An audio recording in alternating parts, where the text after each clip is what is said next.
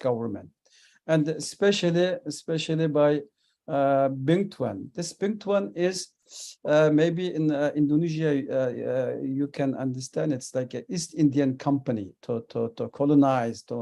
This is like this East Indian company, which British colonized the Indian and Indonesian those area. This is Bingtuan XPCC. This is the giant machinery in Turkestan. It has more than 3.5 million members. 90% of the wealth and the sources, energy, cotton, everything's roads belonging to them. And they managing even the new forced labor facilities and this genocide today. And some of those companies, owners, or the leaders sanctioned by the US, and the former CCP General Secretary, so-called Xinjiang Uyghur Autonomous Region in Turkestan, Chun Changu, was sanctioned, and then U.S. State Department recognized then the genocide in East Turkestan as a genocide.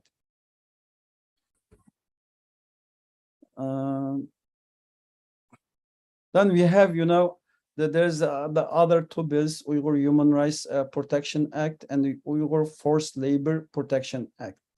Those two bills, it's not in many Muslim countries. There is some narrative, U.S. Supporting Uyghurs and against China, and that, but we as a my slide is not moving.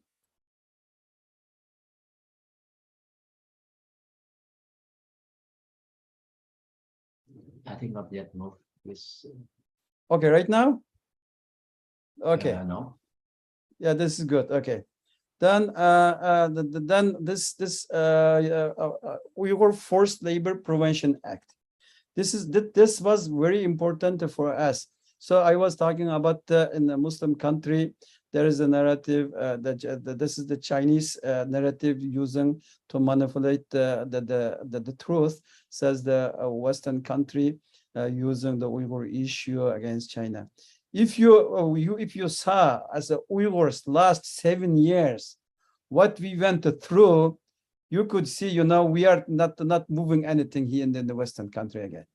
This is millions of people disappearing, killed, but still nothing's happened. So it was for us very important to get some sort of the protection and some of the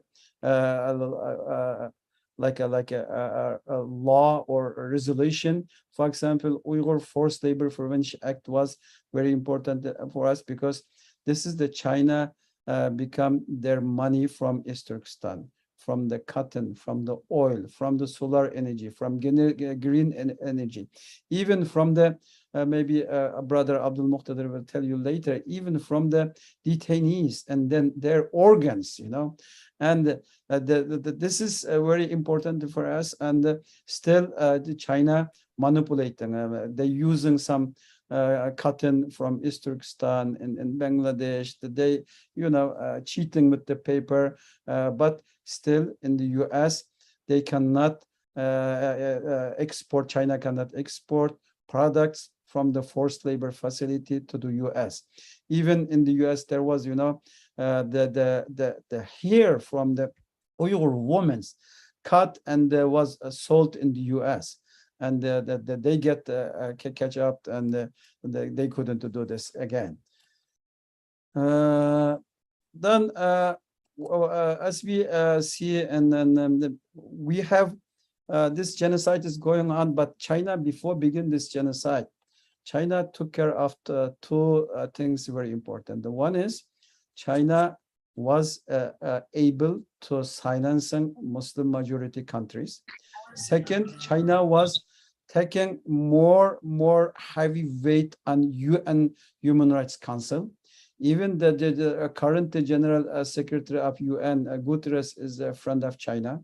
Former chief of the Human Rights Council, Michelle Bachelet, was a friend of China. So China was very sure if we begin this genocide, the Muslim countries will be silent because they has some fear of our economic and the benefits, and the Western country cannot do anything because we control already the UN. That was their narrative, but we never gave up. We went to EU Parliament in Brussels, Geneva UN headquarters, in New York, and we asked them, and there was some countries condemning China's crimes against humanity. Some countries then supporting China. That went along, and then Canadian House of Commons recognized the Uyghur genocide, and then Belgian Foreign Ministry and Czech Senate, and the Dutch, Netherlands, and those has some sort of the recognized this Uyghur genocide. And then UK Common House passed some bill, and even in Turkey there was some movement about the Uyghur issue. But if you look in reality, for us as a Uyghurs, this is not enough. This is like a cosmetic things. They want to support us, but not really support them. If they support the Uyghur people and end this genocide, I think they could do it. But the financial benefit, and the China was able to divide and control them and using each other, and they become a victim. So this is the next issue. Then we as Uyghurs went, many civil societies. For Uyghur Muslims, it's very tragic that we go in the mosques, we make dua, every Muslim facing genocide around the world except the Uyghurs. If you go any mosques in Istanbul, in Cairo, Tehran, Islamabad, or anywhere, we make dua, As a Muslim, what we could at least make a dua, but the Uyghur Muslims' names never came there. Hence, maybe Abdul Muqtadir will tell later, burning Quran, destroying mosques, criminalizing Islam, that is still going on. So civil society did some sort of works. For example, the researcher Dr. Andian Zenz, he delivered a lot of report. We get some leaked document from Chinese leaked document. They published in New York Times, but New York Times didn't publish every speech Xi Jinping gives or every resolution, because there was so heavy. They published a summary of this leaked document, and we get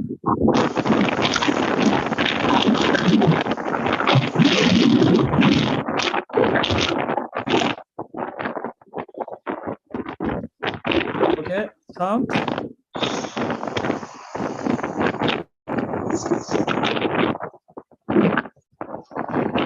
It's my problem.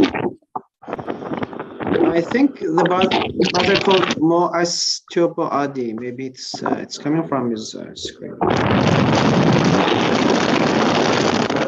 Could everybody muted, please? Accept the speaker. Okay, thank you.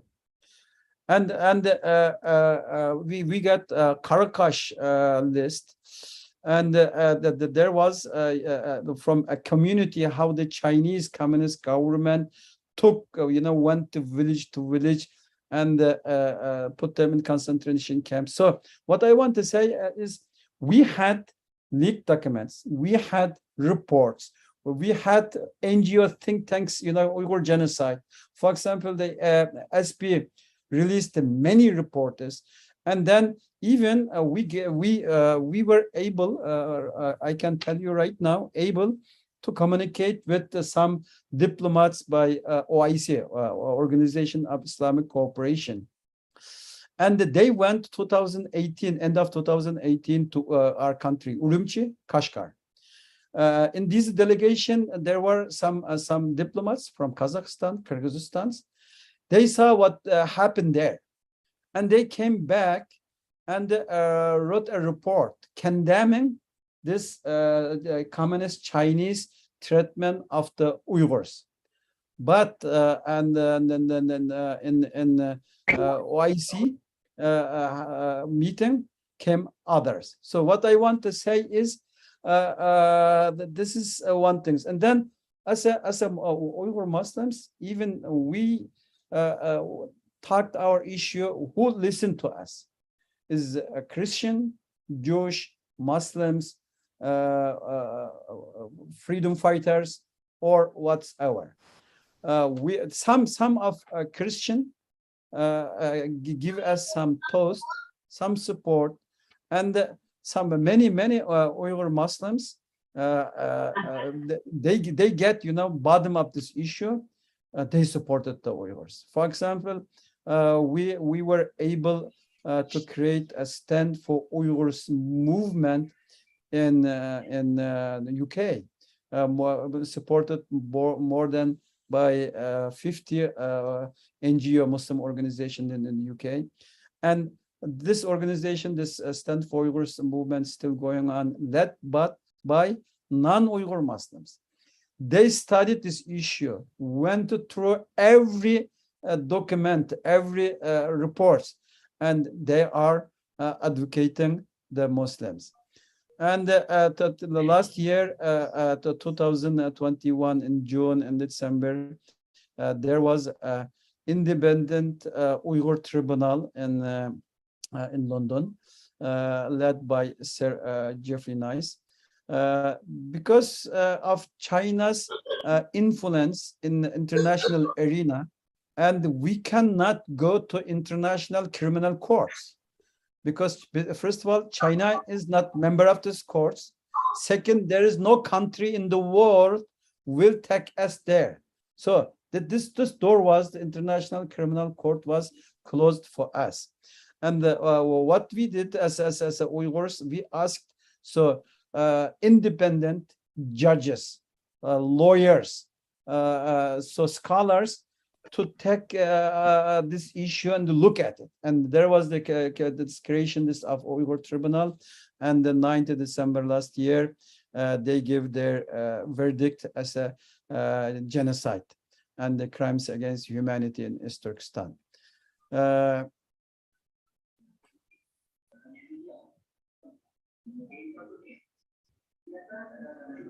So, as I said before, in 2019, the Organization of Islamic Cooperation, instead condemning China's mistreatment of the Uyghur Muslims and the China's war on Islam. What they said? They said, we command China to prevent the Uyghurs from poverty. They supported all the issue. Even some Muslim leaders went to Beijing and openly endorsed China's policy. And Chinese media used us against the Uyghur Muslims, says, you don't have anybody support you. Even the Muslim countries with us. That was the official narrative. And this year in the May in Islamabad, there was a meeting from Organization of Islamic Cooperation. You know what the Pakistani government did, or the OIC organizer? They invited China's foreign minister. He said in this meeting, instead to supporting the Uyghurs, they listen to the Chinese narrative there again. So then there are all the time there's some governments, they make some statements supporting the Uyghurs, but still It's not happening.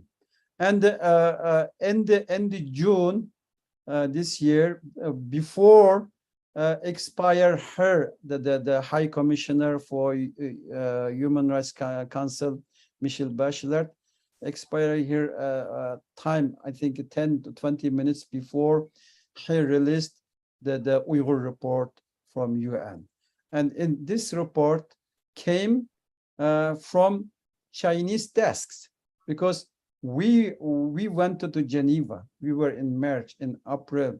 We met with many people who wrote this report. They said this report is very good. Nobody can change it. But still, the China weakened the language, and it came. May China conduct crimes against humanity. This is the report. And then, as you know, in October there was a vote to discuss the Uyghur. This Uyghur report is come from the UN, and we lost because one Muslim country supported Uyghur Muslims. You know who is that? Somalia. Many Muslim countries supported China. Some of them didn't vote. That was to discuss the issue.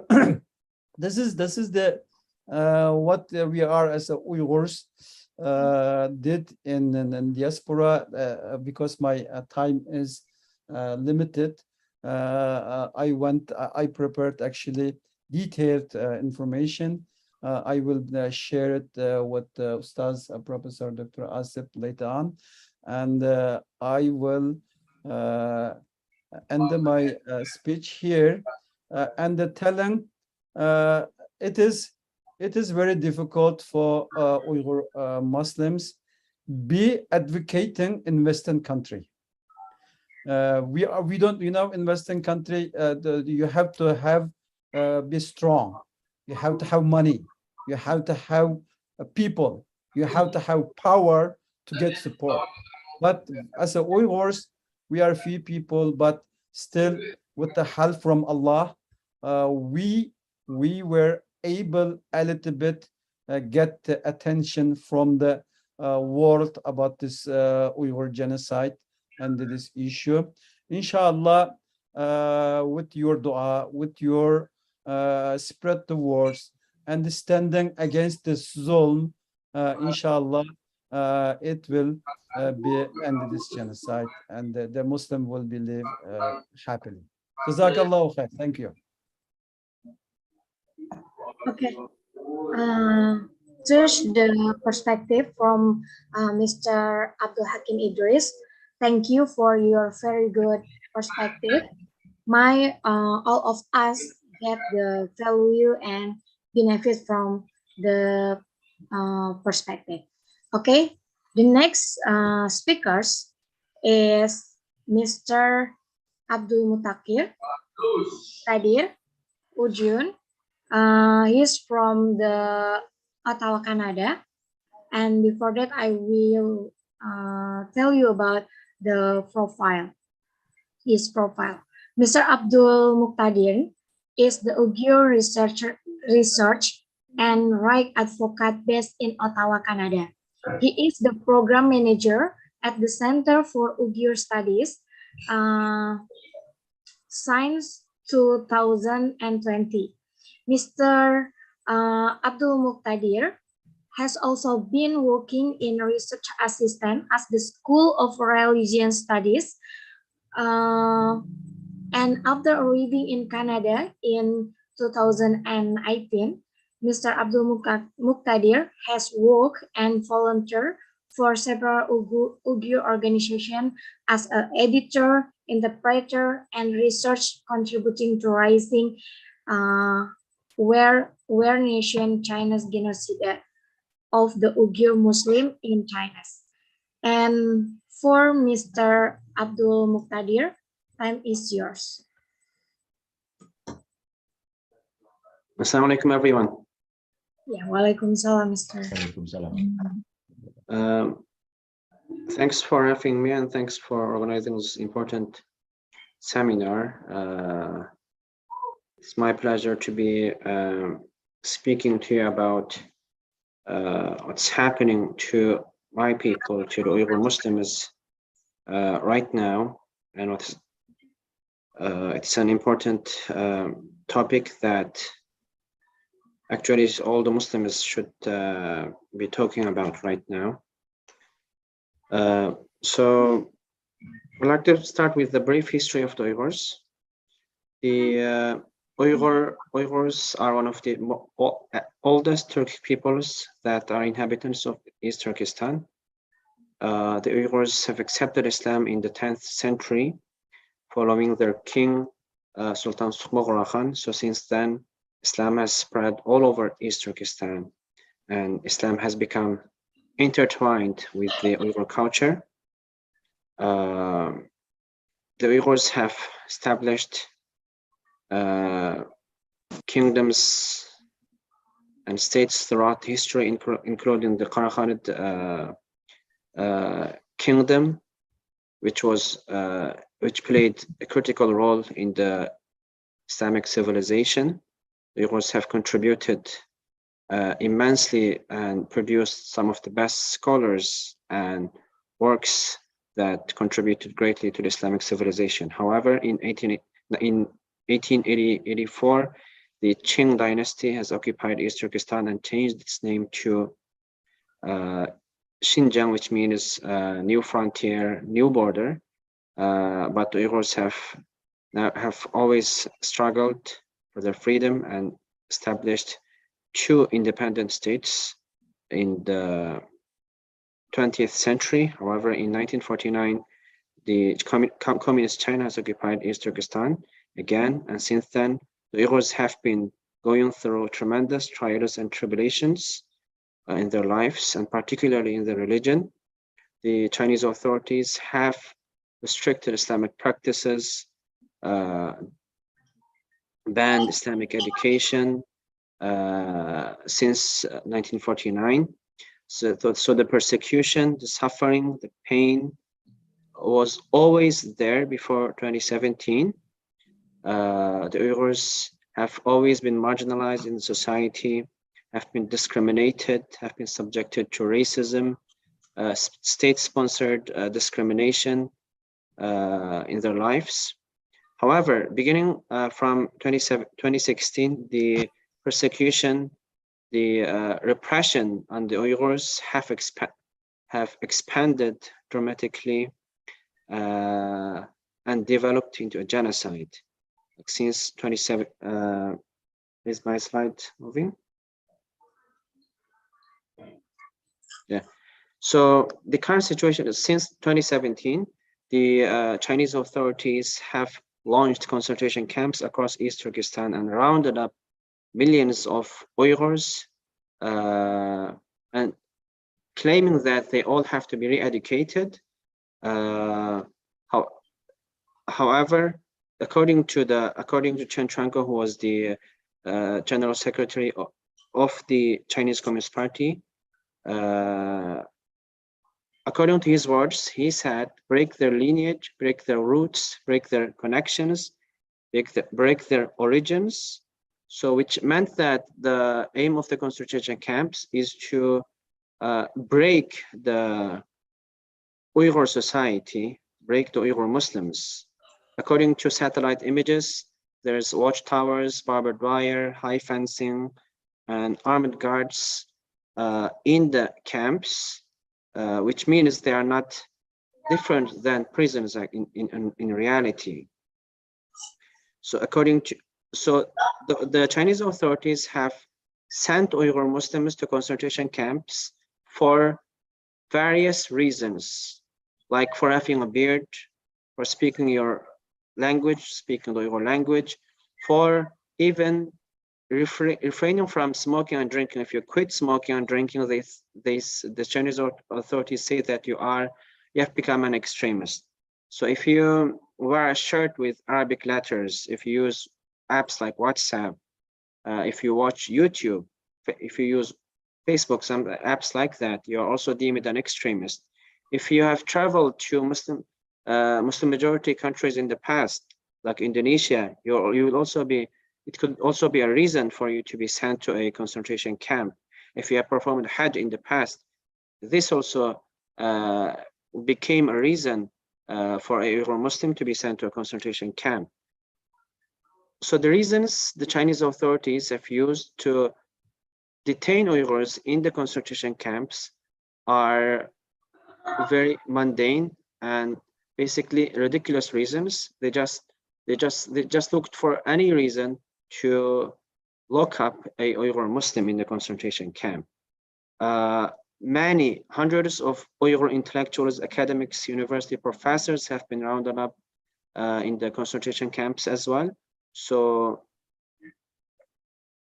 in contrast to what the Chinese authorities claim, that they want to re-educate the Uyghur Muslims, they have locked up university professors, academics, accomplished businessmen, and people who speak, people who have successful careers. They have been locked up in the concentration camps as well. So they don't need re-education. And according to concentration camp survivors like Mahigul Person in the US, like Khalid bin Siddiq in the Netherlands, and also and the other concentration camp survivors, in the concentration camps there is constant surveillance. The camp inmates are politically indoctrinated. They are forced to renounce Islam. They are forced to scold Allah subhanahu wa ta'ala. They are mentally and physically tortured and abused, and leading many to die in the camps. Also, women are subjected to sexual abuse in the camps and unknown medications.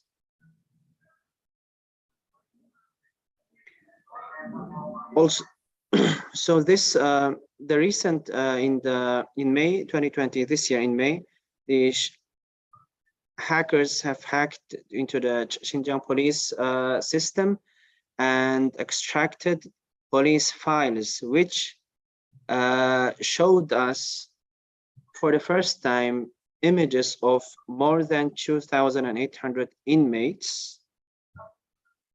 Among them, a woman who is at the age of 70, and when she was detained, and a young girl who was detained at the age of 15.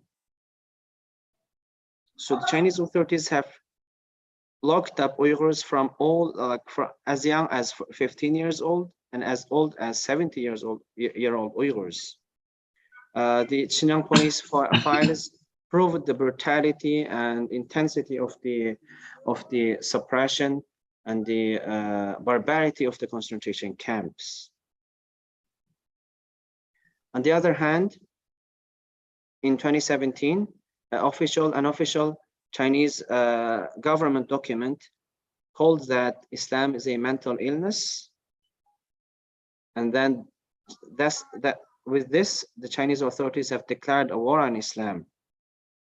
So since then, the Chinese authorities have banned all Islamic practices, including prayer, going to the mosque, fasting in the month of Ramadan, reading and studying Quran, studying Islam. Of course, religious education, Islamic education was always restricted before 2017. The Uyghurs, when they wanted to learn their Quran, when they wanted to learn Islam, they had to risk their lives.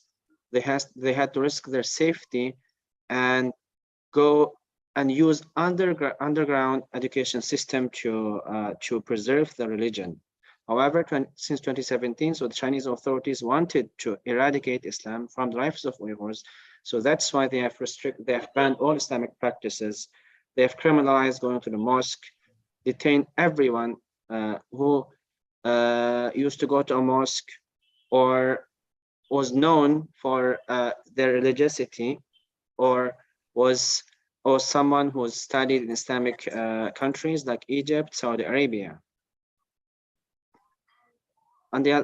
Furthermore, the Chinese authorities criminalized wearing hijab even on the streets, they have stopped Uyghur women, cut their clothes, and of course they've sent women who wore hijab to concentration camps. Wearing a hijab also is a major reason, a major pretext that the Chinese authorities use to detain and send Uyghur women to concentration camps and prisons. Also, the Chinese authorities forbid and confiscate religious materials, including the Quran, religious books, prayer mats, anything that has to do with Islam and Islamic education is banned in East Turkestan. So now the Uyghurs have no opportunity to learn Islam and preserve the religion. Since 2017, we have seen images of the Chinese authorities collecting the Quran and burning them and other religious Islamic textbooks in public. As for the mosques, East Turkestan used to have more than 24,000 or around 24,000 mosques before 2017. However, now the Chinese authorities have demolished 1/3 of the mosques. They have converted 1/3 of the mosques into bars, pig barns, restaurants, etc. And they have closed the remaining mosques because no one can go to mosque even if it remains open. However, like nowadays, there's a small number of mosques that are open. However, it's open for propaganda and tourism purposes. So the Chinese authorities, when they invite Muslim diplomats, journalists, and other Muslims from Muslim majority countries to visit East Turkestan, they take them to those mosques that are open, just to claim that you see the mosques are open and people can come and pray. They just want to use the small number of mosques that still remain open to deceive the Muslims around the world. As part of China's war on Islam, the Chinese authorities also wanted to eradicate all signs of Islam, even in terms of architecture. Like you see in this picture, is my slide moving? Like you see in this picture, if you see this, this is an entrance of a market in the city of Khotan. So in 2015, this market, the entrance had a minaret, which has an Islamic element in it. However, in 2017, the Chinese authorities have removed it. It's insane. Like you see in this picture, in 2016, this is also another market in another shopping mall in the city of Khotan. In 2016, this building used to have the minaret. However, according to the satellite images, in 2017, the minarets have been removed. So the Chinese authorities did not want anything Islamic, even in architecture, to remain.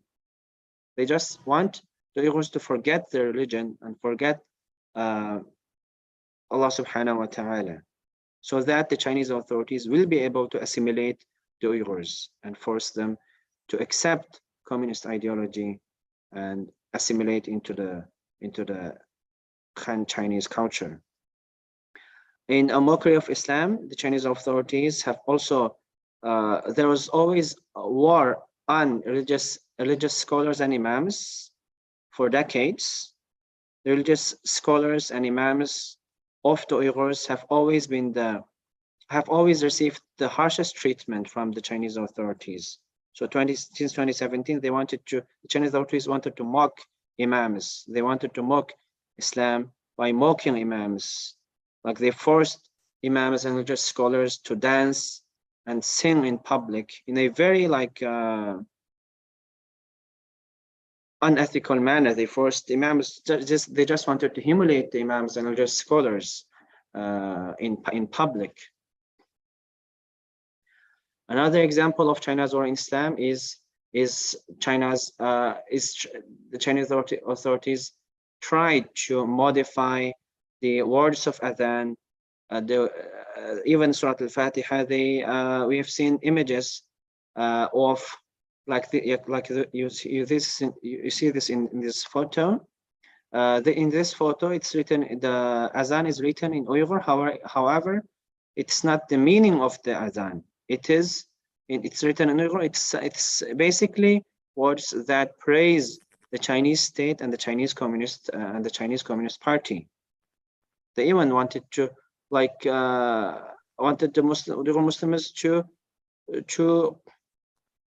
use, when they used their religious words to praise the Chinese Communist Party, not praise Allah subhanahu wa ta'ala. Another element of the Uyghur genocide is China's separation and re-engineering of Uyghur children. According to some estimates, close to 1 million Uyghur children have been separated from their families and put into state-sponsored orphanages and boarding schools. The Uyghur children in those boarding schools and orphanages cannot speak the Uyghur language. They cannot learn or practice their religion. They have to speak the Chinese language. They even force the Uyghur children to wear traditional Chinese clothing, which even the Chinese children do not really wear. They just want to force and re-engineer an entire generation of Uyghurs that do not know their God, do not know their religion, that do not know the culture of their parents. They just wanted to raise an Uyghur generation that is basically assimilated into the communist ideology. And another way of the Chinese regime to humiliate the Uyghurs is to forcing the Uyghur women to marry communist Chinese men. We've seen many reports. There's been videos shared on Chinese social media where we can clearly see the Uyghur women, the girls, are forced to marry Han Chinese men. Like before 2017, the marriage between Han Chinese and Uyghurs were below 1%. However, we can see the number has increased considerably after 2017, as the Chinese authorities forced the Uyghur women to accept marriage proposals from Han Chinese men. Of course, the Uyghurs cannot reject the marriage because if they reject, they will be deemed an extremist and sent to concentration camps, or their parents will be harassed and detained. Also, the Chinese authorities tried to use the Uyghur genocide to profit and make money from it, like harvesting the organs of the detainees. We've seen many reports, according to some testimonies of the concentration camp survivors as well. The Chinese authorities, they don't just collect the organs of the dead. They kill the detainees to harvest the organs and sell the organs for high profit in the market. Another type of war on the Uyghur women is the forced sterilization of Uyghur women. To suppress and limit the growth and curb the growth of Uyghur population, the Chinese authorities have implemented forced sterilization measures on Uyghur women.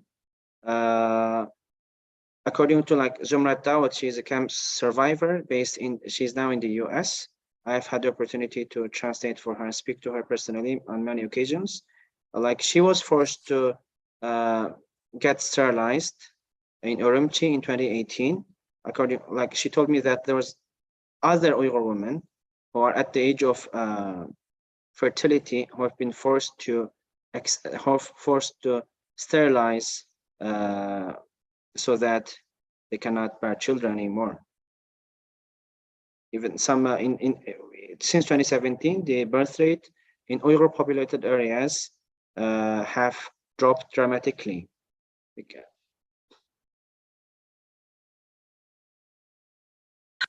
And finally, the one of the most important issues that we are that the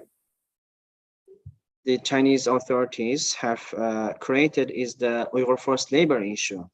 The Chinese authorities, of course, the running of those camps require a lot of funding and money. So the Chinese authorities have tried to turn it into a profit by forcing Uyghurs to work for free or for free for Chinese companies and Chinese factories as forced labor or slave labor.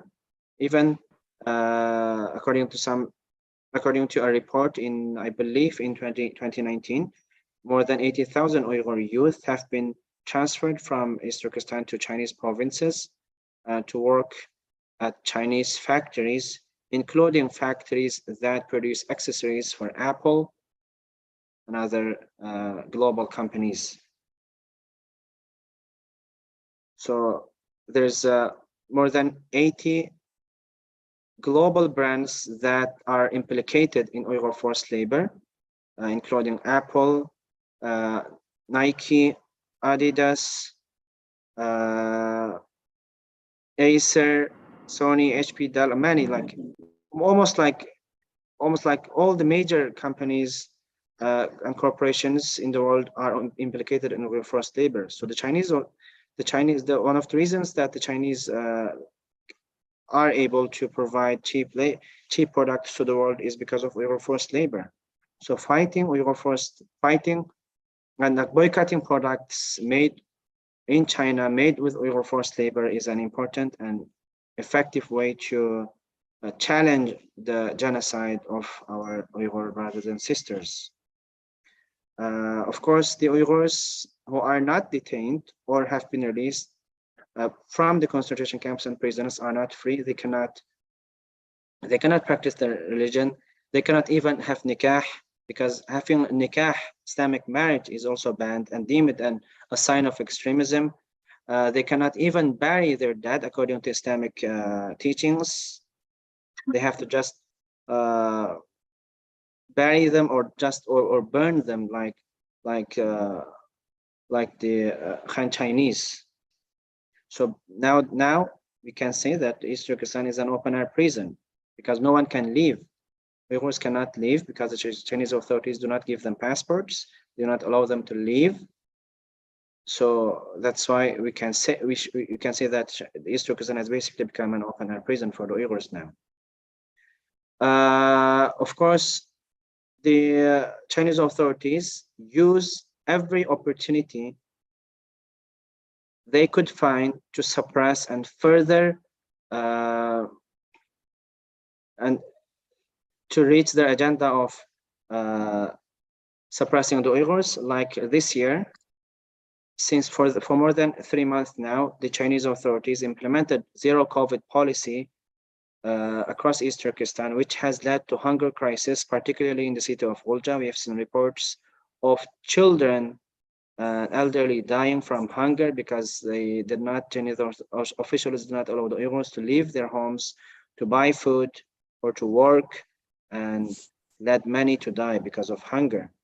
This zero COVID policy has led to another crisis which unfolded this week on November 24th in Urumqi, in the capital city of East Turkestan. There was a fire in a 21-story building. The building, of course, was under lockdown. No one was allowed to leave for a month. When the fire started on the 14th floor of the building, it caught the higher floors, which it went to the 17th floor, according to reports. According to videos we have seen on social media, the fire exits were locked.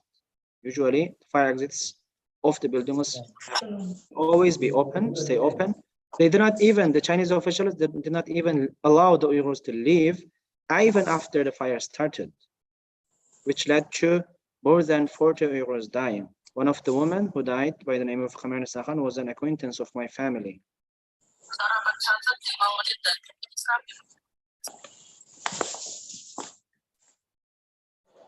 Do I have some? Do I have 2 minutes? The time is over, Mr.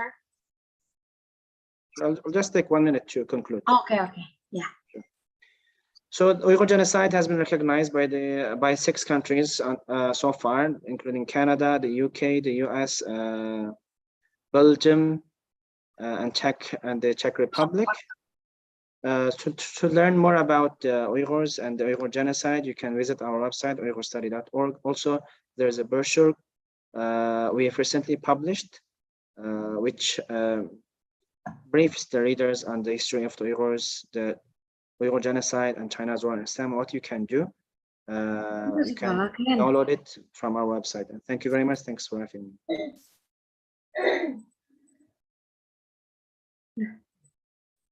Okay. Thank you so much, Mr. Abdul Muqtadir, for your perspective and very good perspective. Might all of us get the value and benefit from the lecture. Okay, next to the next speakers, that Mr. Asap Setiawan. And as we know, with ASEAN countries neighboring China to do little to interview in the affair of China's Uyghur ethnic minority. Not only that, many governments in Asia barely pay any attention to the issue of the Uyghur minority in China, who is reported by Western media as victim of human rights violation.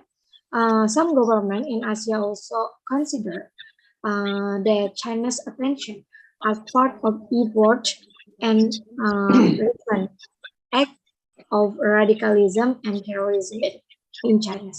And now we call our the next speakers, Mr. Asad Setiawan. He is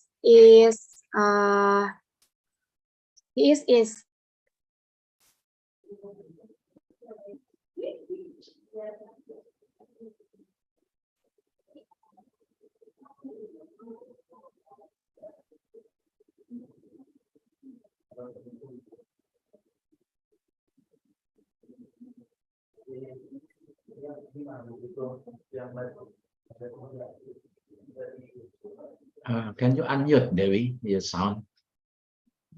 Dewi, can you unmute the sound, please? okay. I'm sorry. I will. Sorry. The next speakers is Dr.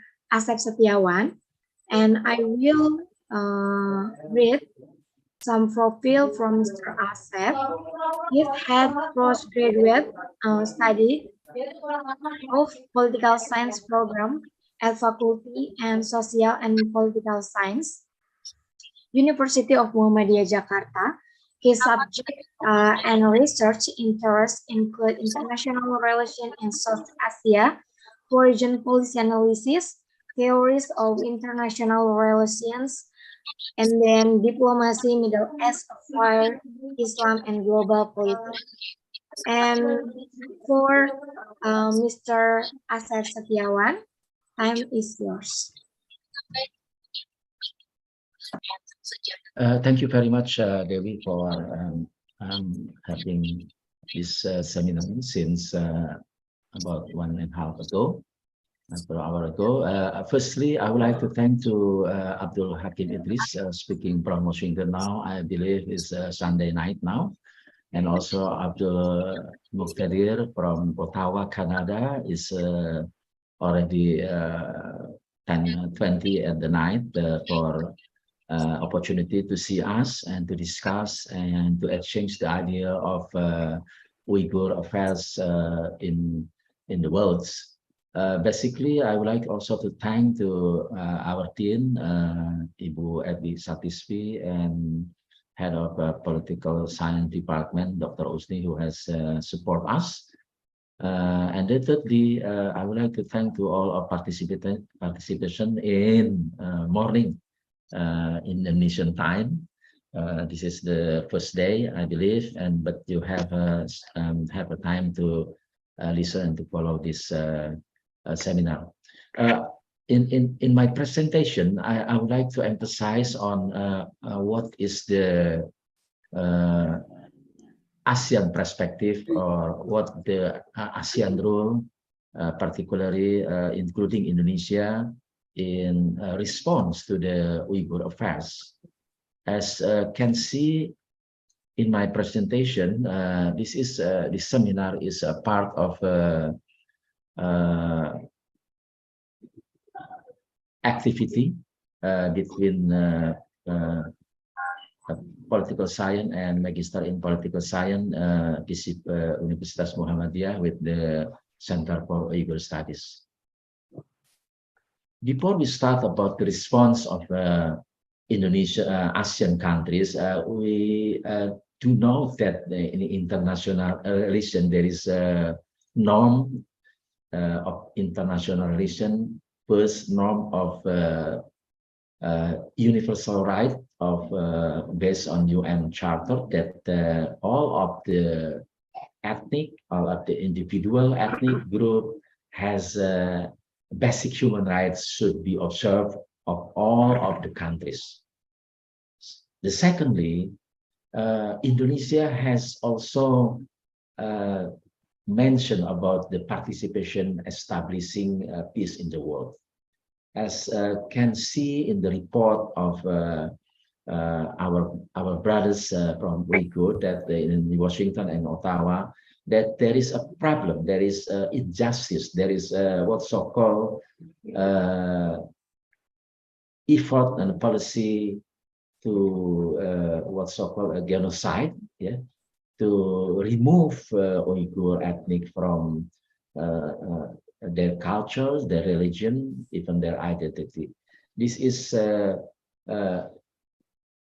raise the question about how the minority protection in the China, particularly, as we know that all of the ethnic minority, all of the human has to be protected by international norm. And then if you look at the picture and the graphic here, this based on 2019, some countries condemning China's action in Xinjiang. They call it Xinjiang, even though Uyghur claim to be Uyghur region.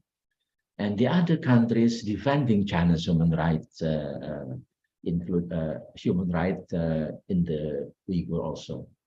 If you look at in detail, yeah, the countries in Asia who support the China's in human rights implementation is first is Laos, and second in Myanmar, third in Cambodia, fourth in Philippines, and fifth North Korea. 5 countries of Asia has been recorded by history that these countries has close relations with China, but the policy of the government is in position to support and policy in Xinjiang. So this is unfortunately in academic term, they also has a dependency dependency in terms of economics to China, and at the same time they have a dilemma how to express their policy regarding the Uyghur affairs. So my note is that the 5 countries is in position to support and to what so-called is to understand of the China's policy regarding Uyghur, as Brother Muqtadir has already mentioned before. And my note is my knowledge is the country whose expression openly in Asia condemning China policy on Uyghur is Japan. So Japan has a strict policy that China have to observe, have to respect the Uyghur ethnic in China, even though China claim this is the internal affairs. There is no, the China's claim there is no interfere from the international community because this is internal affair. But it's contradictory with the international regarding the UN Charter, Universal Right of the Peoples in the world. So this is the China position. If you look at in detail, what is the Japan position is Japanese parliament has passed a resolution on 1st February 2002 calling for the government to undertake monitoring of serious human rights situation in cooperation with international community and implementation of comprehensive relief measures regarding the serious human rights situation, including in Uyghur region. Also, Japanese Foreign Minister Toshimitsu Motegi raised concern with Chinese Foreign Minister Wang Yi on conditions from Uyghur in 5th of April's phone call. And in February 2021, several multi-party groups, including Japan Parliamentary Alliance of China, continue to call for passage of pending Magnitsky human rights legislation sanctioned on Xinjiang official. This response of Japan to Uyghur affair is very clear and very tough, and then strictly to criticize the Chinese policy for Uyghur community, Uyghur region, and Uyghur ethnic. And in a meeting with President Xi Jinping in December 2019, Prime Minister Shinzo Abe that time said the international community has been increasingly concerned about human rights situation surrounding the Uyghur. I like the Chinese government to provide transparent explanation on the issue. So this is the response of China, the Japan, I mean, to Uyghur issue in China. What about Indonesia? Before we discuss the other countries, back to Indonesia. Indonesia almost silent, almost no response to China's mass internment of ethnic Uyghur and Muslim minorities in Xinjiang. Firstly, due to fears because of China knows a big or top trading power. So this is why the Indonesian government almost no open response to the Uyghur affairs regarding China's policy on mass camp, for example, or prohibiting of any religious duties of Muslim in Uyghur. And secondly, the second reason, my understanding is that Indonesia, I heard directly from diplomat Indonesia, skeptical about allegation human rights abuses as a new report, particularly from international media. So this is the two factors why Indonesia almost silence, no response openly to Chinese government regarding the Uyghur. First, it's not to offend of a trading partner, and then secondly, Indonesian government and policy is not believe there is a human rights abuses in Xinjiang. But some of Indonesian let me mute this, our colleagues. But Indonesian community, Indonesian Islamic organization claim that there is some extent of human rights abuse in Uyghur. So they have openly criticize the Chinese and ask to protect the human rights in Uyghur. Even in 2018, after the international reports, there were some kind of support from Uyghur, as can be seen in these pictures. It happens 2018, and also 2019. Indonesian people support from Aceh to Papua, how China should respect of the Muslim group living in Uyghur, living in Xinjiang. So in general, in Indonesia, the government stand is we call it mute or silence. But the peoples understand there is some problem in Uyghur, and they have to protect and to support Uyghur from human rights abuse by policy of the Chinese government. And after the open criticized from the public, the Chinese government invite some of the scholars, Islamic scholars from Indonesian Ulama Councils to show there is no such kind of accuse of human rights. But we can discuss it. The perspective of the visitor of Uyghur almost is limited compared to the witness of our brother in Uyghur, in diaspora Uyghur from Washington and Canada. Malaysia also confirmed that the support of the Uyghur ethnic they allow them shape to third country, so they feel their safety interest. This is the gesture of the Malaysian government to allow the Uyghur, if they want to have move from the other from the Uyghur to the third country. And also in the picture 2019, there is a demonstration, protest and support the solidarity of Uyghur 2019.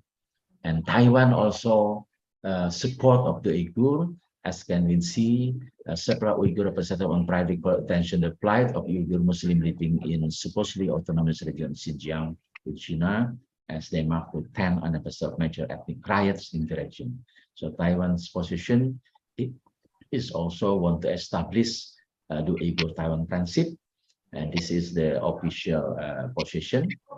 Why this is Uyghur still and remaining problem? Because according to the latest investigation, the detention camps is still remain intact in Uyghur region. If you can see the satellite image, there's various detention camps on behalf with the cover to re-education, also the cover to eradicate extremisms. And so whatever do, this is the real that there is detention camp in Uyghur area, and also there is activities in around the world. So this is my presentation to show that ASEAN and in ASEAN countries there is some kind of not clear position regarding protection of Uyghur. As I mentioned, that international norms support the protection from ethnic cleansing policy, as can be seen in Indonesian position regarding Rohingya. Yeah, regarding Rohingya in Myanmar, there is also ethnic cleansing policy. Also, the human rights abuse in Rohingya. This is should be discussed in a community, in academic, and we part of the civil society. There is a opportunity also to exchange the and to influence the policy of the government to respect the Uyghur, as can be understand from Abdul Hakim Idris from Washington and Abdul Muqtadir. This human rights abuse this injustice in Uyghur, and there is almost no protection from identity of Uyghur. Even there are prohibition regarding the practice of Islamic identity of ethnic Uyghur. This is, I think, the big problem in our world now, as we are globalized, and we Indonesian as a middle power now have to raise the question and to raise the policy of the regarding the Uyghur. That is my presentation. Hopefully, we can discuss it later.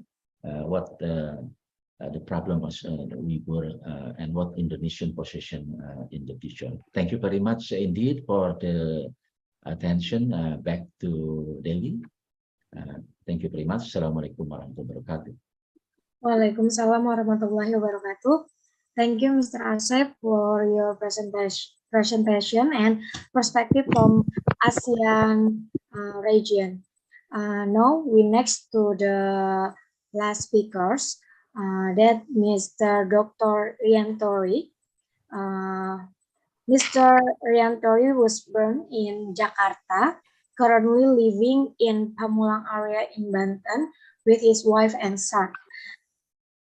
He received Doctor of International Relations from Pajajaran University Bandung. Simultaneously, he earned an bachelor degree from the Department of International Relations FISIP, University of Indonesia, and the magister degree from the PSTTI, University of Indonesia, with the Kamlet Award. Got a scholarship to take a summer courses at Central European University on Islam and the West. Okay, for Mr. Dr. Riantoro, the floor is yours. Thank you very much, dear MC, Ms. Dewi, for the opportunity for me to share in this wonderful event. And thank you very much also for my colleague, Kang Dr. Asep Setiawan. God bless you. Brother Abdul Hakim and Brother Abdul Muqtadir, my heart will always with your people. Will always with your Uyghur people. For your information, right now, me and my friends are writing a book about becoming pro-Palestinian, and inshallah will be published by Bloomsbury publisher in the UK. I hope the next project, me and my friends will continue to write about maybe with the another books titled Becoming Pro-Uyghurs, inshallah. Without further ado, maybe let me share my PowerPoint.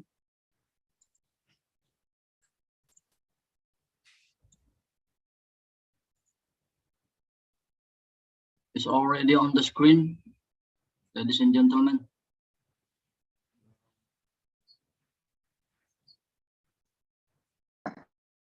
Can you see progress? I think it's on progress, not started yet, but it's already. Yes, I think. Okay. Based on the invitation given to me, I choose the title Uyghurs, Middle East, and OIC for my presentation today.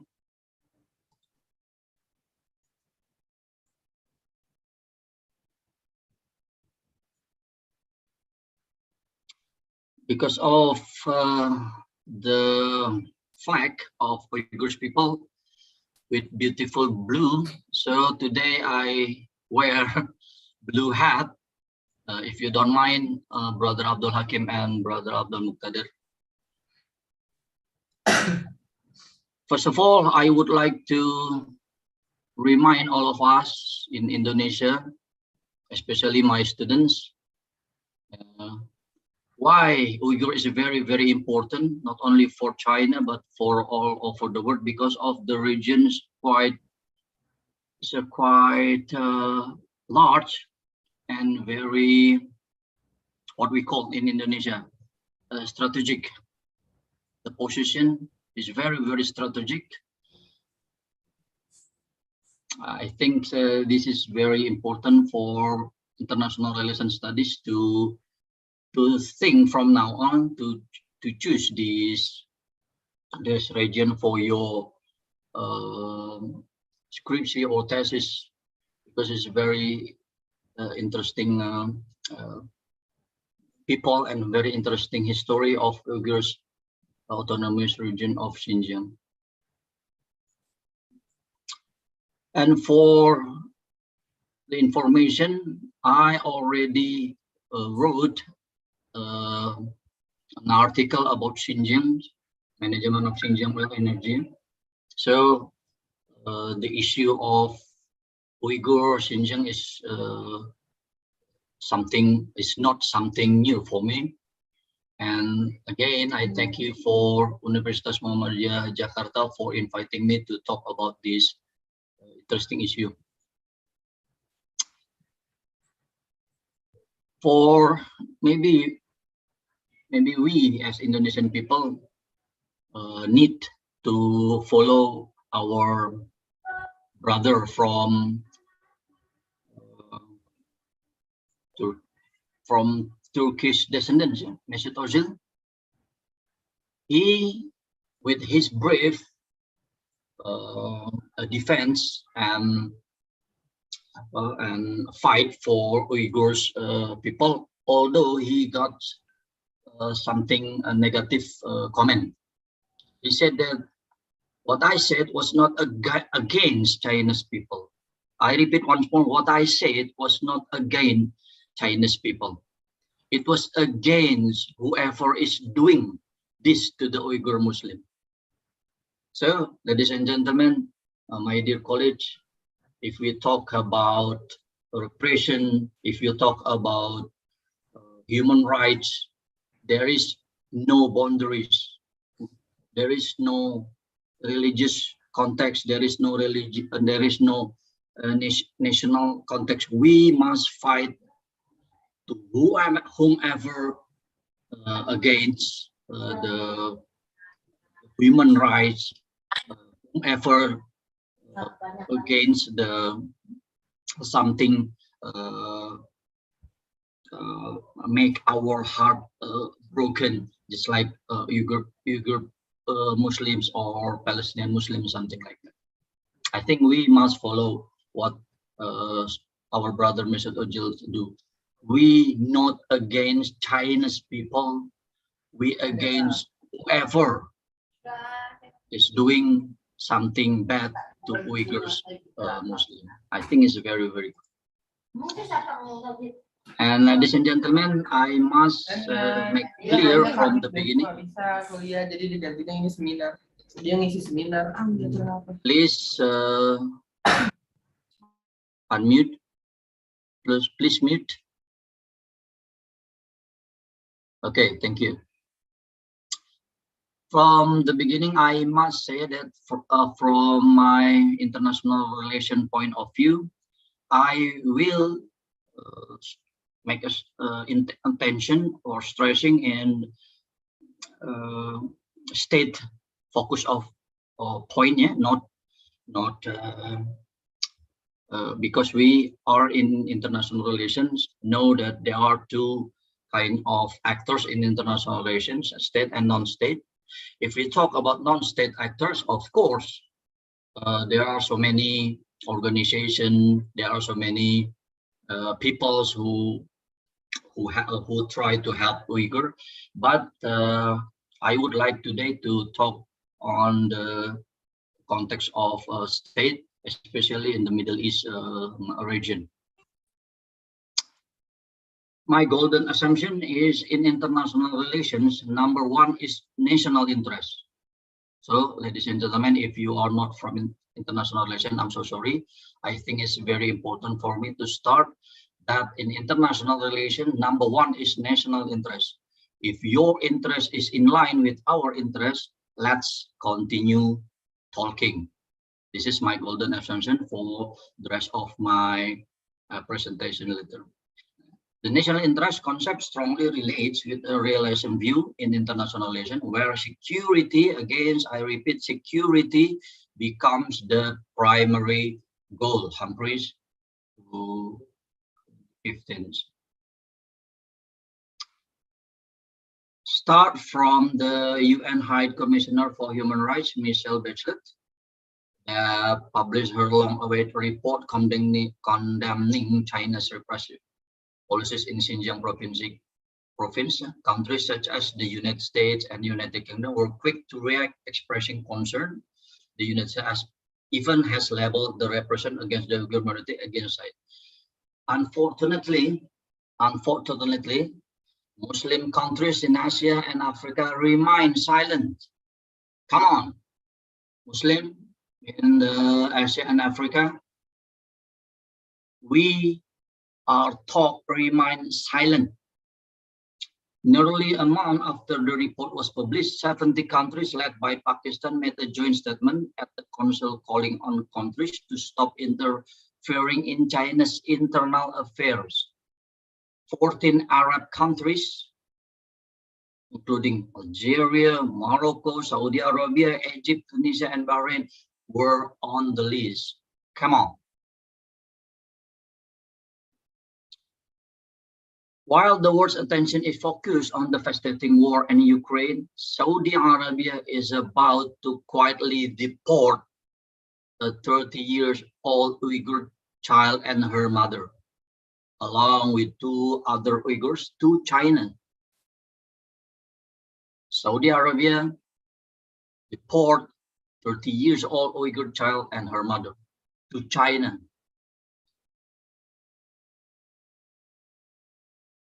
Where they will almost certainly be imprisoned and tortured. This attempted refoulement is not just evil, it is illegal.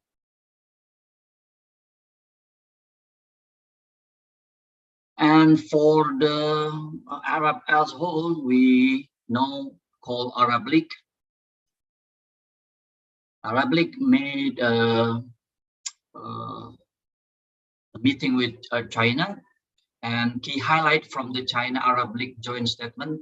First, COVID-19 cooperation, including the local manufacturing of vaccine in Egypt, UAE, and Morocco. Wow. So the context of economics is starting pop up. And for the Xinjiang, the statement doesn't mention the Western China region for the Uyghurs by name, but the reference to uphold non-interference in internal affairs. Continue to support each other on issues involving each other's core interests and major concern. So the Arab League has been a vocal support of China's Xinjiang policies in Xinjiang. Next, Iran's careful approach to China's Uyghur crackdown. Iran's close ties to China leave Tehran vulnerable to criticism as Beijing cracks down on Muslim minority groups. From the diplomat, I quote from the diplomat. What about Turkey? One of great power in the Middle East. Turkey is home to largest Uyghur diaspora, and the president, Recep Tayyip Erdogan, have ever visited Xinjiang. In 2009, he called China's repression of Uyghurs a genocide, drawing the wrath of Beijing and cementing his reputation as a Darwinian Muslim leader willing to speak through the totalitarian powers. And what about OIC? Ladies and gentlemen, OIC is Organization of Islamic Cooperation. Later, they call Organization of Islamic Conference and now turned into Organization Islamic Conference. Is OIC silently endorsing the suppression of Uyghur Muslim? I quote from the article of Ayat Izzat Wani. China's foreign direct investment in the OIC members countries, preventing the political elites of these states from condemning the injustice carried against the Uyghur Muslim in Xinjiang. Although it's a question mark, but the rest of the articles try to show that the majority of OIC states silently endorsing the suppression of Uyghurs Muslim. Only Turkish foreign minister, because of the descendant from the history of the descendant, only Turkish foreign minister Mevlut Cavusoglu brought it up in the OIC summit against the minority in the world. In China, Uyghurs and other Muslims have difficulties protecting their religious right and cultural identity. Is it right to ignore the situation of the Uyghurs? I think this is a tough or hard statement from Turkey, according to Uyghurs issue. Ladies and gentlemen, I think from this picture we can conclude what's happening of Arabs and Middle East region concerning to Uyghurs issue. Xi Jinping hold the barrel, oil barrel, and and the barrel is a map of Middle East. So Middle East try to move his Qiblat from the Western to the China. So just like I said before, if your interest is in line with my interest, so let's continue our talking. So brother from Uyghurs, if we talk about Middle East, I think it's quite hard to in the context of the state, yeah, not on the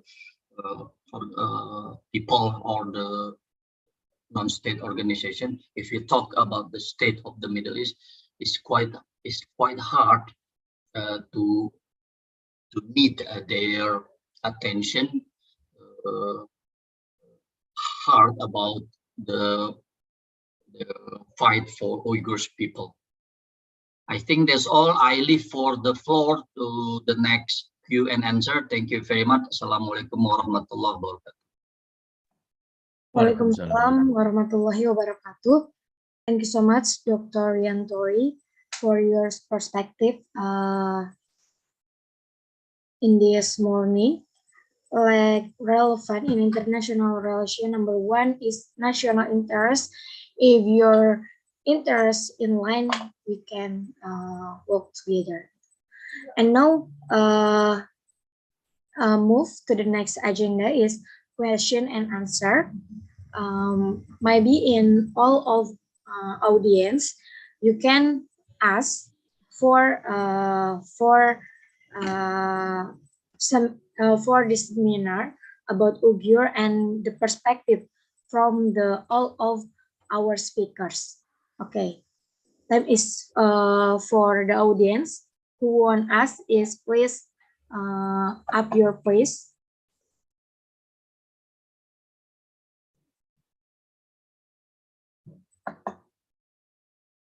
Yeah, Siti Hajar, Miss Siti Hajar, time is yours. Assalamualaikum warahmatullahi wabarakatuh. Waalaikumsalam warahmatullahi wabarakatuh. Thank you for the time given to me. And thank you for the speakers for the beautiful information related to the issue of Uyghur. To be honest, it is I feel very appalled, very astonished with the world response relating to the Uyghur case. So my question to the speakers from Uyghur side is that despite all your presentation, despite all your efforts, voicing your concern, voicing the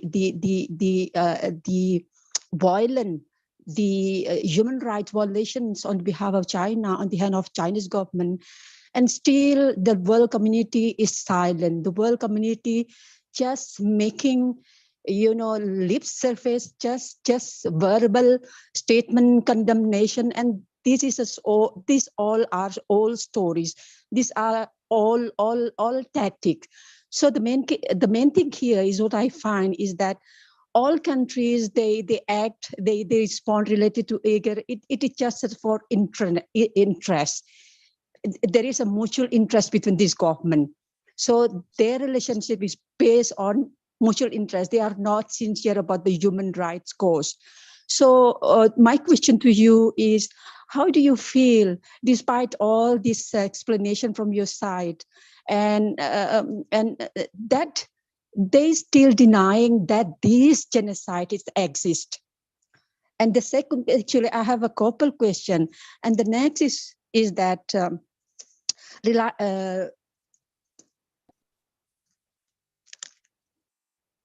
sorry. So what is your genuine demand? Demand? Do you? I mean, how much have your demand or struggle achieved or has been accomplished? Do you keep on continuing your struggle, or you're voicing your cause for the self-determination of Uyghur people? That is my main question. And secondly, with related to the Indonesian government or to the Indonesian speakers, I mean, as I understood that the Indonesian government is quite skeptical. So there is an ambivalent response from the government of Indonesia. I think it is because of the, do you think that it is this skepticism on behalf of the government in Indonesia? Do you think it is because of their mutual relationship, good relationship with the government of China, Indonesia? Because there are, we can see that this mutual relationship is shaped in different terms, that is financial cooperation, and that so-called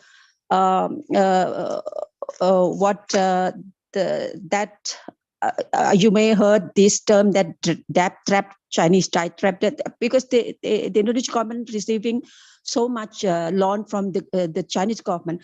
So do you think that this is based on this mutual interest that make the Indonesian government is skeptical and reluctant to condemn the Uyghur, the Chinese government? So thank you for from me. Okay, thank you so much, Miss Siti Hajar. And before that, I want to ask, where do you come from, Miss Hajar? Actually, I'm a student of International Islamic University in Islamabad, Pakistan. Yes. Oh, yeah, from Pakistan. Okay.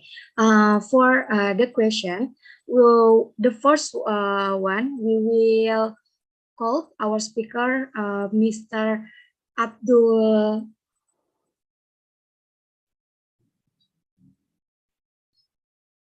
Sorry for the answer. The first question, I called Mr. Abdul Hakim Idris. The time is yours. Jazakallah khair. Thank you so much for your question. And I thank all the speakers and who are listening to us right now.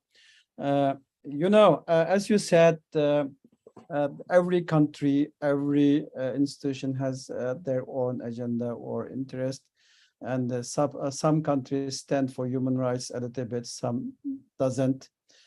Before the Xi Jinping, the Chinese Communist leader, began with this genocide, what he says is very important. We get this through the leaked documents. He says, if we do this, Western country will cry about the human rights. They will talk there, the reports there, some news there. But we have to bring the Muslim majority country under control. So have, the good relationship with them. They invited many influential Muslim majority countries to Beijing. The Wang Ying visited them. Xi Jinping, hosted them, and then began this genocide. So I will not talk a lot about this issue. Myself, almost 30 years lived in Western country, 20 years in Europe, more than 12 years right now in the US. I went, to UN, to EU, to Geneva, to Congress, to Berlin, London, everywhere. We were everywhere. Okay, there is some support for Uyghur issue because of some human rights, aspect and morality, that's and that. There is some morality. We saw that. But the real, power is by Muslims. If you talk about the Muslims with as a Uyghurs, we see two options. One is rulers, government, kings. Those are. There are other parties, Muslim Ummah as a population, and if the Muslim population get to know this Uyghur genocide, and it's not that this is let me please explain this. This is the different killing Muslims. This is not just that they killed the Uyghurs or let them disappear. This is not that's just issue. This is all that is happening. But this is war in Islam. What's war on Islam? They say Islam is mental disease. In Chinese own law and even provincial law criminalized Islam as a lawlessness. For example, last time, when I visited in Indonesia, I saw mosque, I saw Muslims, I saw real Islamic face around the corner there. If you as Indonesian Muslims, if you go to East Turkestan, we call it East Turkestan because Xinjiang is the colonization name of our country. It's mean new frontier or new land from the Chinese. So we call it as East Turkestan. It's a historic name. So if you go there, you will be persecuted. That's the happening. So it's very important for us. The Islamic institution, like a University of Muhammadiyah, is doing championing in this issue, educating the Muslims, educating their students, educating the world global populations. So get to know what's happening real there, and then decide. That's our mission. So it's very important for us again. The seminar like this. Everybody, has to get the right information about this issue. Until right now, Muslim countries become major victims of China's manipulation and disinformation. China is, as in the Western countries, doing in the same in the Muslim countries. They're investing in media. They're investing in universities. They're investing in think tanks. They're giving getting leverage over the financial partners and the business partners. So they're getting everybody under the line. But still, we have an event like today, and that will help if we could educate the Muslim Ummah from the east to west, from Mashriq to Maghrib. If they get to know this issue, and if they begin to make a dua for the Uyghurs, I think we will achieve some breadth. And today we see, the Uyghur people almost in 7 years, they lost everything. They lost their home, their money, their face, their things. And then right now, today there are many images because of this zero COVID policies. There are fed off around China. You will see it. And as a Muslims, what we can do is, if we can talk about this issue, we talk, and we do some action, and the rest we hope, from Allah. And we think, as a brother Abdul Muqtadir or me or many Uyghurs around the world, what we want to be is, try to be voice of voiceless Muslim on those concentration camps. Tell them their story around the world. And we wish many academia become, doctor or dissertation on this issue, because Uyghur issue is I think in next decade, next 2-3 decades will be important for the world politics. If you get, experts in this issue, you will become expert in the Uyghur issues, because East Turkestan is between China, East, and the North Russia, and the South India, and Afghanistan, Pakistan, Central Asia. It's very, very geostrategical important area. So I see many students here, and I ask them to get involved in this issue and get more information. Thank you. May Abdul Muqtadir add something for this? Okay, thank you, Mr. Abdul. And then now the answer will be, the question will be answered with Mr. Abdul Muqtadir. Time is yours. Thanks for your question. So I think the second question was about if Indonesia siding with China in the recent UN report, in the recent UN vote at UN Human Rights Council because of Chinese investments in Indonesia, right? I think yes, because there is nothing else that the Chinese authorities can sway the opinion of a Muslim majority, the government of a Muslim majority country. There's only money that China has which they can use to influence the opinion or the decision of a Muslim government. There's nothing else China can provide except money. It's only money that they can use to influence the decision of the Muslim of the Muslims. However, of course, if an Islamic country has chosen to side with China against their own brothers and sisters in faith in Islam, of course they might be gaining in the short term, but they are losing in the long term. Not only in the hereafter, of course, in this world as well, because we have seen that China using BRI, the Belt and Road Initiative, to trap different countries in debt, which they later on go on to use to force those countries to sell their major infrastructures, like that happened in Sri Lanka, which of course in the long term it's a loss.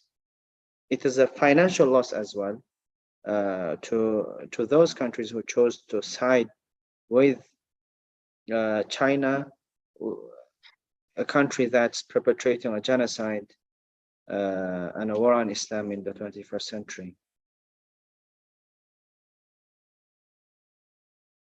I hope that answered your question. Thank you, Mr. Abdul Muqtadir.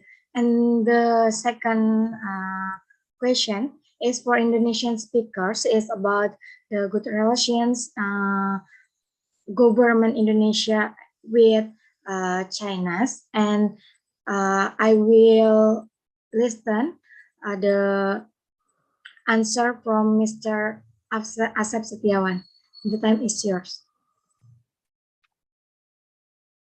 Thank you very much, Devi, for my chance to answer the question regarding Indonesian position related to the Uyghur affair in China.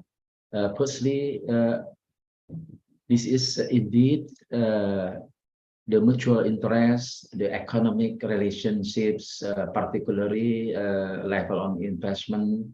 Even I'm now in research of international Indonesian foreign policy behavior regarding the external debt of Indonesia. Now China has given loan to Indonesia. In terms of the ranking, is number 4. Before, China is a small quantity of donation of fundings to Indonesia, loan to Indonesia. Now it's number 4. Number 1 is of course Singapore, as we know, and US is number 2, and Japan number 3. And now China becoming higher again and higher. I believe will be elevated to the number 1 or number 2 in some time in the future. That is the position Indonesia regarding Uyghur. So Indonesia is very careful to give a comment on behalf of what so-called is national interest, as mentioned by Ariantori before. Secondly, this is belief of Indonesian diplomat also, and I heard directly from diplomat Indonesian that the Uyghur, what so-called Uyghur issue is a campaigns from U.S. side and U.S. alliance regarding the human rights, regarding the ethnic cleansing. So some quarter of Indonesian official believe that is the part of the U.S. campaign regarding the vis-a-vis China.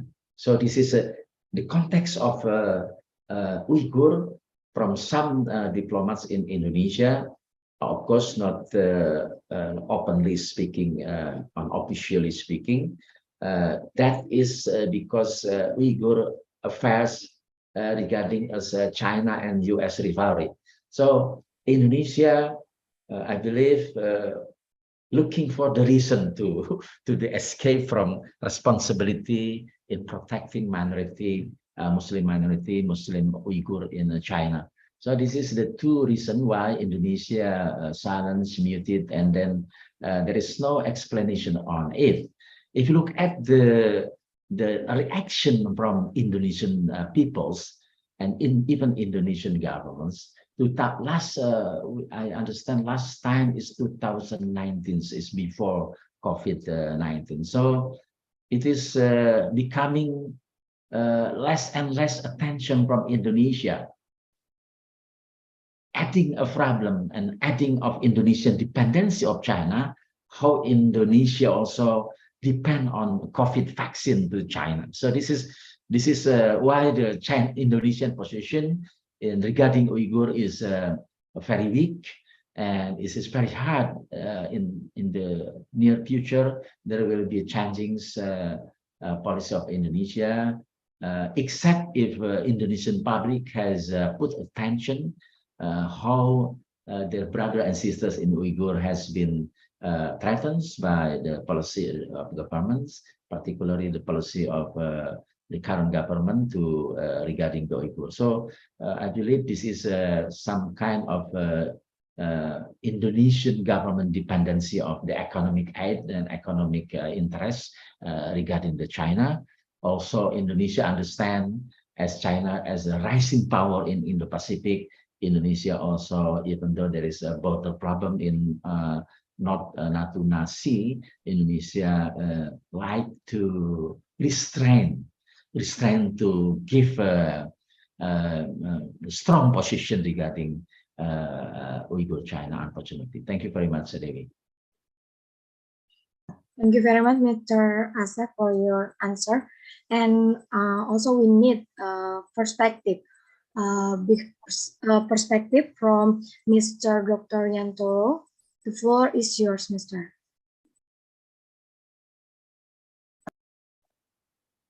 Okay, thank you very much for the opportunity. My brother Abdul Muqtadir and Abdul Hakim Idris, in this wonderful event, I suggest you not to lean on your people to any other countries. Just believe on your own spirit, on your own nation, because I'm afraid if you try to find just like to Indonesia or United States, I'm afraid you will feel disappointed.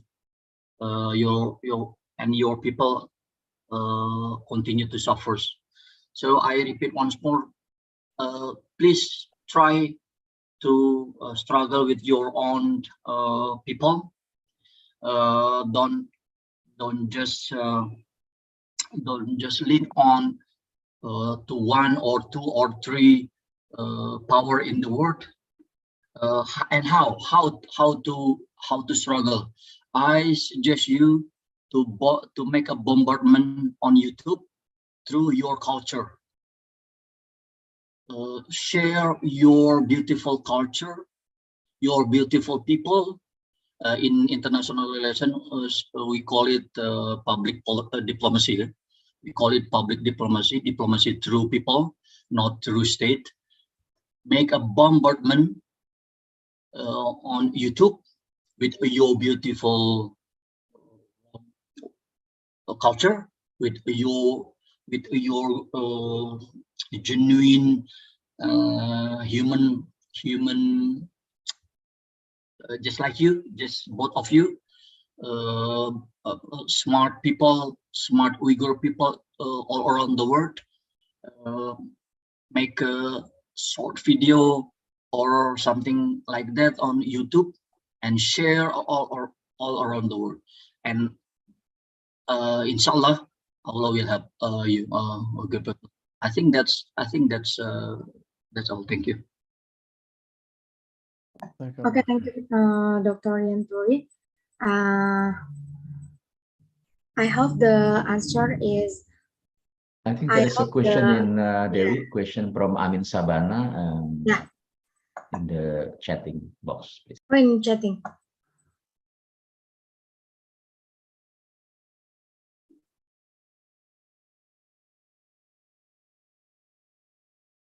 Where's Let me read for you, Dewi, from Amin Sabana. Is my colleague from Faculty of Political Social Science. How significant the pressure from international media in advocating the Uyghur issue to China government? I think Brother Abdul Hakim Abdul Mukhtar is a very very good to answer the question. Yeah, for Mr. Abdul Hakim Idris, time is yours for the answer this question. This is, do you think that by the not becoming a member of International Criminal Court, China could conveniently further campaigning their agenda? Yes, for this question right now, there is a case going on in Den Haag by the International Criminal Court. British human rights lawyer Rodney Dixon applied for a case there in behalf of some Uyghurs. They were deported from Tajikistan to China. And oh, sorry, I was okay, that was the question. Okay, that's going on. The second question, okay, the pressure from international media and advocating the Uyghur issue to China. Yes, you know, myself was born in 1960s during the Cultural Revolution, when the you know the war side of the communist Chinese parties rules are there, and grew up there and become educated. What Chinese Communist Party or Chinese Communist ruler afraid is of truth. They're afraid of the reports, media, articles, anything written. You never see anywhere in the world like the Chinese Communist government burning books. The books, you know, give you some knowledge from the past. Even written by non-Muslim or Muslim or scientists, you know, you will get your own things. But Chinese Communist government, they destroyed the culture, they destroyed the books. They are afraid of the truth. And this media right now, the pressure in around the world. What achieved the pressure? We can, you know, we can see some things. If you look back 3 years, 4 years ago about China, what was China? China was like a model, you know, rising power, peacefully investing in some country. They launching the BRI. But today, after they conducted genocide on Uyghurs, they become, you know, in their history with the word genocide in Chinese history, bro. And we can talk today how the Xi Jinping become dictator, how he used this this test, what he did to Uyghurs in East Turkestan. He used, East Turkestan like a giant human field test area for DNA, for surveillance, mass determination, for everything. And what happened, you can see maybe in your TV everywhere today, by this COVID zero policy, they brought those, technique to Shanghai, to Nanjing, to other cities. You can see that. Even they brought to Hong Kong. Many Hong Kong are disappearing today. And the deputy communist chairman of the so-called Xinjiang Uyghur Autonomous Region, today he is the chairman of the Communist Party in Tibet. He is doing the same things there. So, but China still doing this, but China get a lot of reputation damage. Today you can you can see China's intention. They cannot anymore cover their intention. You can see China's debt trap policy in Sri Lanka. And the one thing I will mention about the Rohingya Muslims, that the Rohingya, what happened to Rohingya Muslims, those genocides, because of China's Belt Road Initiatives project. They want, go those Indian Sea through the Rohingya Muslims where they live from Kunming. That's happened. And when the Rohingya genocide happened, the Muslims were silent. All the global world was silent. And China says, if Myanmar can get rid out, Myanmar is a small country, not powerful.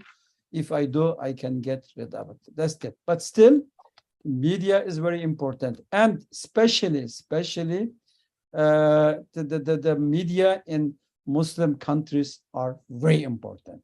They are very afraid about the Muslim population. And the two, I already did research for my book. I put here Menace China's colonization of Islam or genocide. Before China's aim is the 2020 at 49 will be dominant power in the world, and the Chinese Communist Party is always works with plan. You should everybody should listen, watch what the Chinese Communist government do, what Chinese Communist Party schools write the reports. They works with plan. 1 year plan, 2 year plan, 5 year plan, 100-year plan. And their plan is to be dominant power in the 2049. To be dominant power, they will corrupt the Muslim countries. They will, bring them on their control. And this is, as Uyghur Muslims, we seek your help to support Uyghur Muslims there.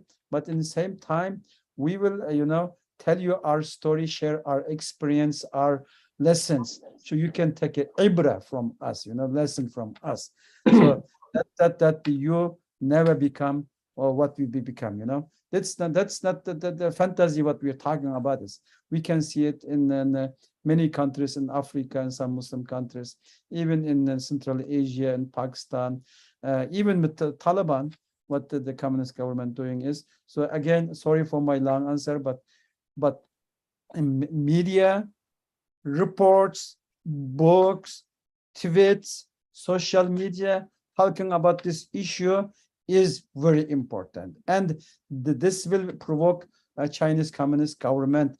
And because it is, we as a Uyghur Muslims, we tell what it's happened. We don't need a lie. It's almost happening worse things. But the Chinese Communist government telling the lies and the manipulating truth. And the end of the day, what we say is, وجاء الحق وزهق الباطل. The manipulation, the lies will go, and the truth will be, came. And I think this is our objective. And inshallah, we will give our best to provide the Muslim majority country with informations, first-hand witnesses, reports, and we are. This is our first webinar, international conference and webinar with the University of Muhammadiyah. Inshallah, we will do next year with other speakers will provide, we will try our best, inshallah. And rest from Allah. Jazakallah. Jazakallah khair, Mr. Abdul Hakim. Thank you for your answer. And also thank you so much for the questioner, Miss Siti Hajar and Brother Amin Sabana. And I think is enough for the question. We next move to the closing statement from all of speakers. And the first one is from Mr. Abdul Hakim Idris. Time is yours for closing statement. Yes. I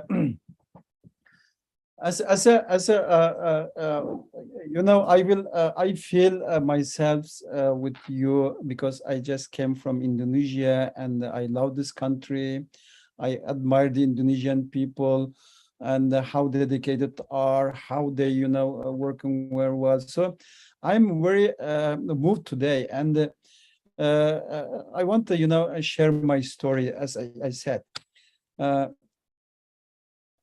before I said, I lost contact with my family, my dad, my mom, my sisters, my brothers.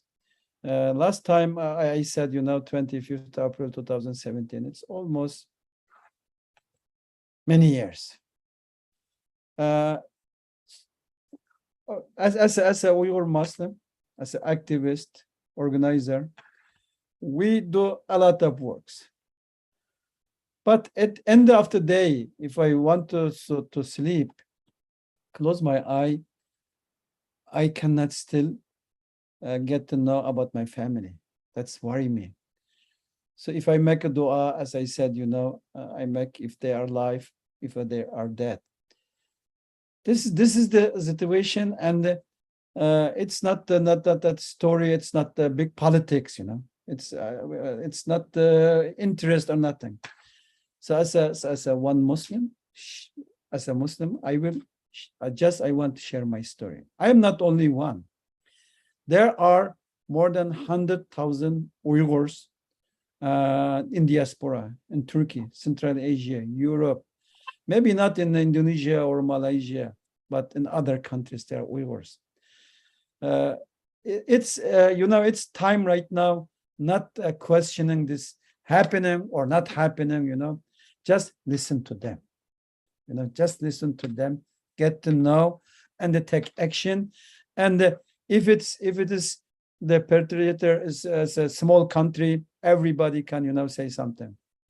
But the Zalim is a big country like China, has more power, and money, influence. Everybody go away, but Muslim shouldn't go away. Muslim shouldn't go away and stand for the discuss. This is my plea, and please, and everybody spread the words about the Uyghur issue and the make dua, and me on the many Uyghurs at least can communicate with them, and the Uyghurs can live their deen on their kind of breed, and end this genocide, this killing, the separation kids, raising them, as an atheist. And we are talking about the sterilizations and the forced marriage. What's this? This is taking a motherhood away from Uyghur Muslims' mother. Every woman, they cannot be a mom. What's mean that? That means, getting rid of the Muslims. I think this is not should be happen, and it should be. There are responsibility of governments, institutions, but there are responsibility everybody, Muslim, non-Muslim, everybody, toward this genocide. Jazakallahu khair. Thank you so much. Thank you so much, Mr. Abdul Hakim. And the next closing statement from Mr. Abdul Muqtadir. The time is yours. Yeah, I'd like to thank everyone who participated in today's seminar and listened to us. It's I'd like to say like Muslims in the front of the struggle for the Uyghurs, because Muslims can make real change for us. It's just by people, by our brothers and sisters like you that take the initiative to learn about our struggle and contribute to our cause going forward, inshallah. That we'll be able to make real, we'll be able to realize real change, inshallah. And I think our sister Siti Hajar asked if we still have a hope that our struggle for the Uyghur cause will be accomplished. Of course, yes. Personally, I do have a hope that our struggle one day will end. This dark night will come to an end, inshallah, one day. We can never lose hope. The mercy of Allah subhanahu wa ta'ala. Allah subhanahu wa ta'ala said, وَتِلْكَ الْأَيَّامُ نُدَاوِلُهَا بَيْنَ النَّاسِ. Those are the days that we change, we turn, those are the days to men that they come by turn. As we turn, the days of Allah subhanahu wa ta'ala change and turn between people. People who are oppressed today, inshallah, will become victorious in the future. I always like to read again and again the story of our Prophet Musa alayhi salam, how he led the Bani Israel. So just like that, we can never lose hope. I am always hopeful, and I would like to see Muslims in our struggle, helping us and standing with us. Inshallah, in the next, if there's a vote again at the UN next time, we'd like to see Indonesia, the largest Muslim majority country by population, to side with justice, to side with their brothers and sisters, and to side to stand against a genocidal regime that is committing genocide and waging war on our faith. Inshallah, I hope that you will continue to learn about our cause, and inshallah find ways to raise awareness among your friends, colleagues, classmates, and spread awareness in Indonesia, so that there will be a public pressure on the government to change their foreign policy in the near future. And thank you very much. Jazakumullahu khairan. Okay. Thank you, Mr. Abdul Muqtadir, for your closing statement. And next, from Mr. Asap Setiawan, time is yours. Thank you very much, Devi. First, my conclusion is Uyghur affairs is not only problem of the human being and humanity in the world, but also particularly Muslim society. In this regard, from a point of view academic, this is time to much more understand about Uyghur issue through the dialogue, through the seminar, through the research, and through the other form of dissemination of information. This is very important because now in a globalized era, we could connect to the other part of the world instantly. And this Uyghur can be also part of the study, particularly of political science and international relations studies. Secondly, as mentioned by Abdul Muqtadir, of course, the academic environment is not detached from the world's reality.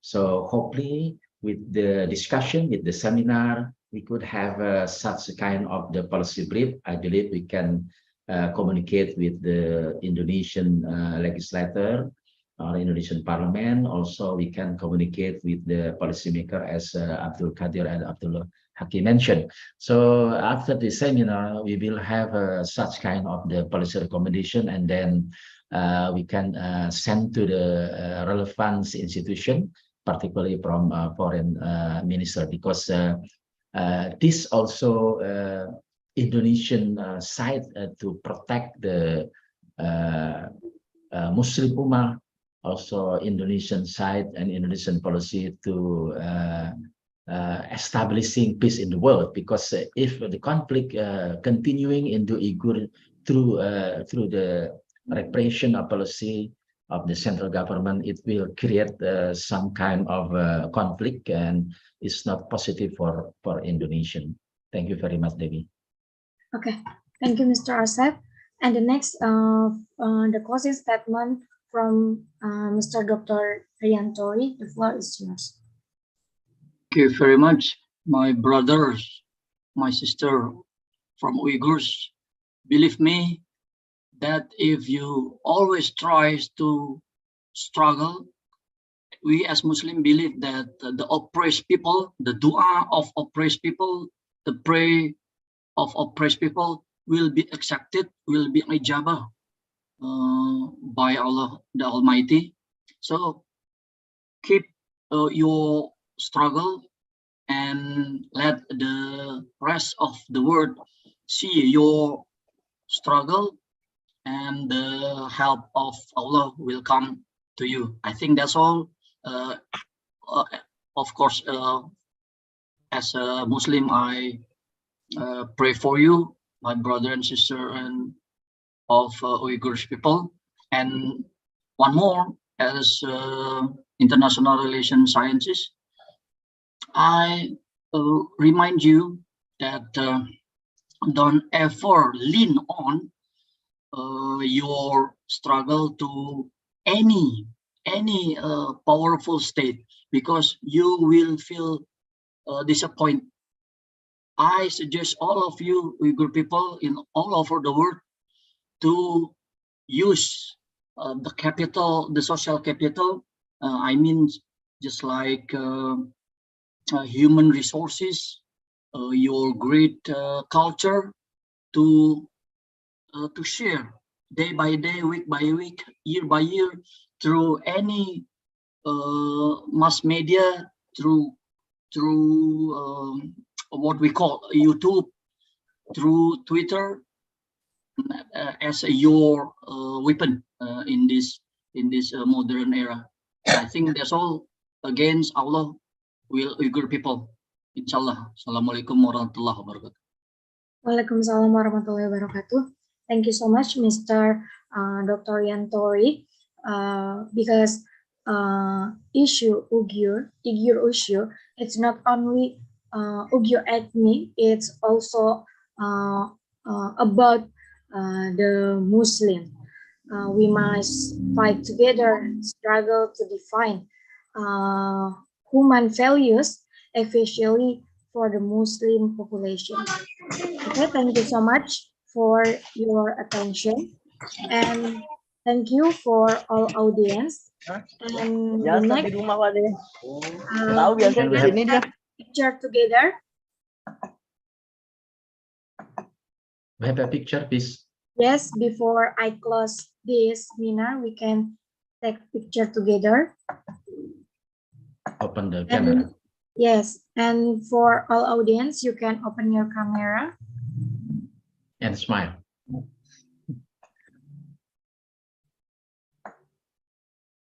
Don't forget to fill the form of certificate link.